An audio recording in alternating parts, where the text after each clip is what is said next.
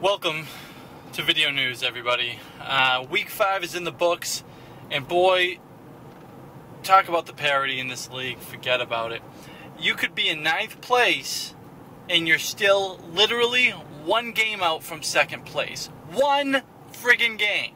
Seriously. Unbelievable. The only teams that are a little bit more into the extreme is, that's what she said, they're 1-4. Seems like it's really painful, right? But going by the same token, they're just 2 games out of 2nd place themselves. So no way in hell can you really say that they're out of it or they're, getting to the point of must-wins. This is still a very young season, and everybody's still in it. Shazam, I talked to the manager of Shazam. He told me that he is still very active in free agency because despite his 5-0 start, he is absolutely not feeling comfortable. He knows how often teams like That's What She Said came out of the gate winning everything last year, and they ended up finishing 2nd place. He told me he's got his eye on the prize, but he's not feeling too happy yet. He wants to make sure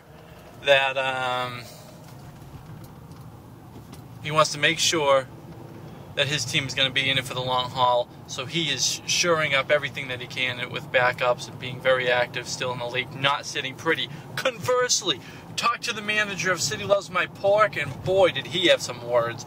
He said his 2 losses this year have been, and I quote, bullshit. He said that his team should be the one that's 5-0, is much better than the Shazam crew.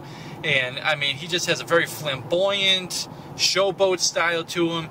He thinks that his team is just absolutely untouchable. When you look at the players on the squad, it is pretty scary. And, I asked him about management decisions. Why didn't you start some of these players that you put in there? You probably could have had almost twice the points if you started the right people.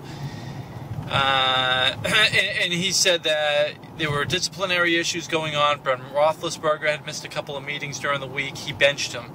And so on and so forth. There have been lots of internal issues. He's basically rounding his people up. He says he doesn't take any crap. And very much the way, he's more in the style, the more militaristic style of disciplining his players, very much like Rua does with his players. And finally, you look at there are so many teams that are just trying to bust in here, and week 6 is going to be an interesting week. It's going to be a time where everyone's going to have that chance to shoot for 500 just about, and whether that's an increase or a decrease. Usually in the odd weeks is when you really see who is leaning in what direction. The even weeks, a lot of the teams start to come back together again. So we're going to see what happens. We have lots of interesting matchups paired up this week. We're going to get back to you with another video news, really covering those more in depth. I wanted to drop some notes. We have lots of people interested in trades, but nobody trading. There is, there's just a lot of interest there. People aren't finding the value for what they want. We're seeing lots of players this year who were high value, now low value, and vice versa.